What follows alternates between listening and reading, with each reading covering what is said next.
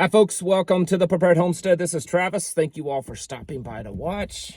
Hopefully my day is getting close to ending. I've been out doing some comms checking in the area, trying to figure out, the distance and range that we have with the equipment that we have for local communications, getting us ready for the coming struggle, because it's coming.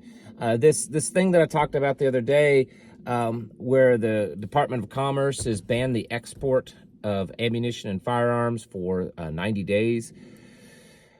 I don't think that has as much to do with us and gun control here in amongst you and I. I think it has more to do with they realize that they, being the government, realize that they're about ready to go into a massive war, and they don't have enough stuff.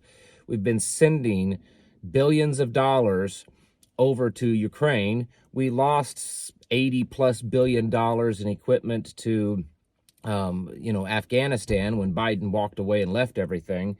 And there's been reports over the last several months that we have, very small supply of arms. And I know a lot of you are saying, yeah, but they're not using civilian firearms and civilian stuff.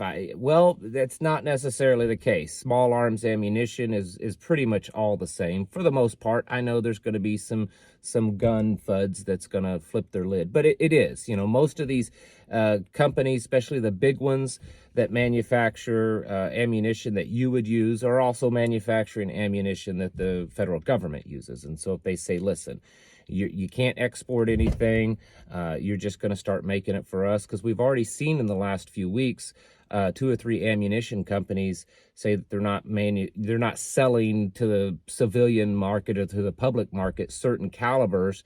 They're only selling it to the government. I think that's probably what we're seeing. They know. I mean, I am not a military expert. I'm not any kind of expert in that arena at all. And honestly, just because someone serves doesn't necessarily mean they're an expert on this level. But I think you don't have to be an expert. I think just a decently intelligent mind can see the amount of stuff that we are piling up and sending over at a very rapid pace into the Middle East indicates that they're pretty certain that that's where it's going to be. That's where it's going to start, or that we're definitely going to be involved there. We haven't been sending this kind of stuff up to Ukraine. I mean, we've been selling them things and sending things, but we don't have 2 carrier groups up there. We don't have thousands and thousands of other troops that are being flown in very rapidly. Same thing with around Taiwan. I mean, we have assets there in both places. We have stuff there in both places, but not to the level that we have done in 3 weeks into the Middle East. So yeah, I think it's just about probably set in stone that something's going to happen there. And we have to get prepared for it. A good example of what things might be like, no one, it's shocking that hardly anyone is reporting on this, but that hurricane, that Category 5 hurricane that went through Acapulco, Mexico, that, from what I've read, is one of the most powerful hurricanes to ever hit dead center of a major population, over 1 million people. And it has, from the pictures that I've seen, just about destroyed the whole place. I mean, it's devastating. They're saying something like 1 million people are without power and displaced from their home. And the government has brought in 7,500 liters of water and 7,000 meals or something like that. I mean, that's hardly enough to probably take care of one apartment complex or something like that down there. And there's been videos of just mass looting, grocery stores. They're not even trying. Like, no one's even stopping it because it's too much. There's too much to stop. And there's videos you can see in grocery stores where it looks like a hurricane hit, right? There's people just, climbing over piles of food and shelves that's been knocked down, trying to grab what they can and get out. And the reporting is, like I said, is they're not trying to stop it because they can't. It's too many people, too much. This is what I've talked about could easily become a problem in certain places, if not widespread in the United States, where there's so much of a mass of panic and a mass of looting and a mass of everything that that they can't contain it, that there's not enough law enforcement, there's not enough National Guard to contain it. If you watch, remember back in the BLM riots and most of the protests and stuff that you're seeing in recent weeks, the only reason that it really is contained is because the mass of people, there's a fear there that if they push things a little too far, they might get arrested, they might get tear gassed or beaten or whatever.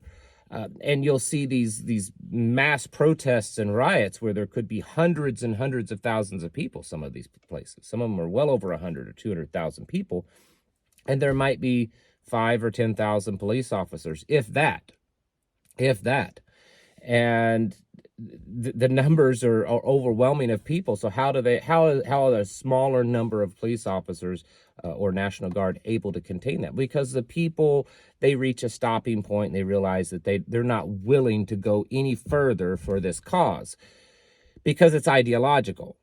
But when it becomes a physical cause, when it becomes starvation, when it becomes an actual immediate threat to their life, as much as a lot of these people protesting might tell you verbally that, oh, they're fighting for their rights, their life, their existence, they know deep down inside they're not. It's ideological.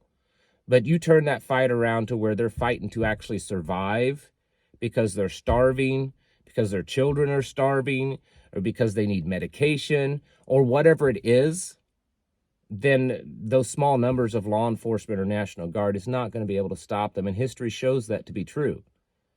And so when we see in all of this stuff build up and the panic and the impeding and shortages that we're most likely going to see, I mean, it's not just ammo shortages, food shortages, all kinds of stuff, because the economy has never fully recovered from the last 3 years.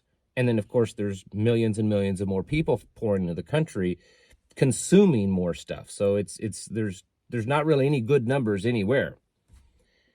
And when people start being pushed to the point that they're in survival mode and that they're willing to stop at nothing, like that nothing will stop them. They will go to any lengths to get what they need to survive because they feel that they are dying, like truly, literally dying. It's going to be chaos. I mean, people joke about zombie apocalypse. That's what it's going to be like. Most of these people, especially here in the United States, have no concept of what real starvation is. I'm not saying people aren't starving.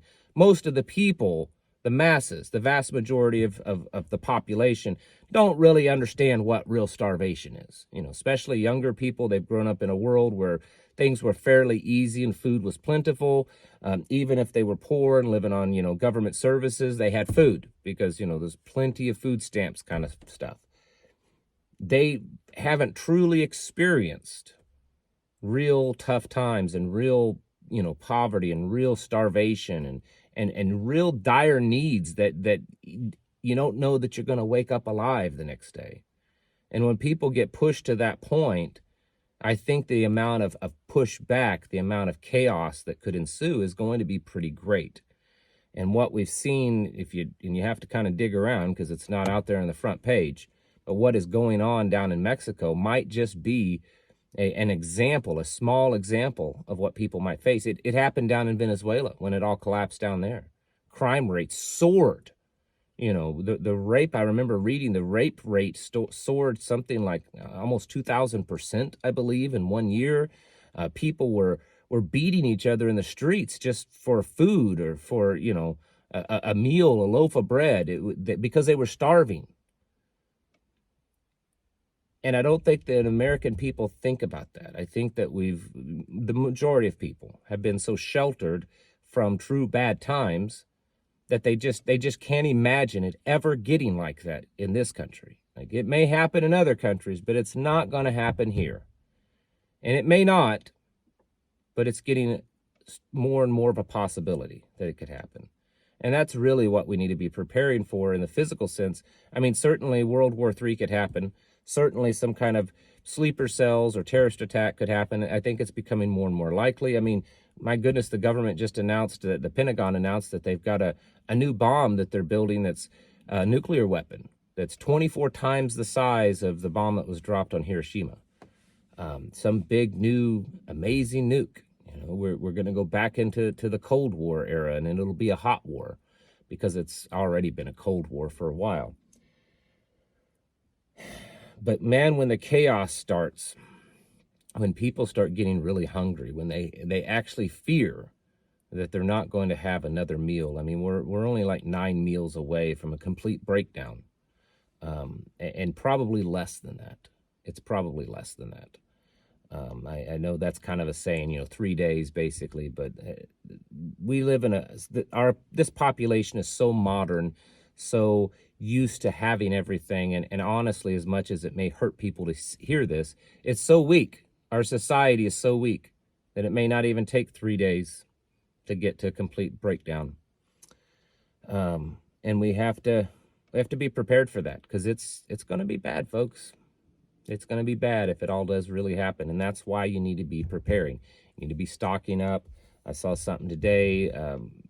They were predicting, I don't know who they were, it was in the news, predicting that oil prices are probably going to skyrocket to places never seen before, I think is what it said. Heights never seen. If this war in the Middle East starts, that oil will skyrocket. So if you have the ability to stock up on more fuel and oil type products, you probably should do that. Food is always good to stock up on. I don't care how much food you have. You could probably have a little bit more. Need to be serious about this, folks, because it's looking pretty dark over there. And it's looking dark in a lot of places in the world, honestly. Get your houses in order and prepare yourselves mentally, physically, and spiritually. Thanks for watching, and I'll catch you in the next video.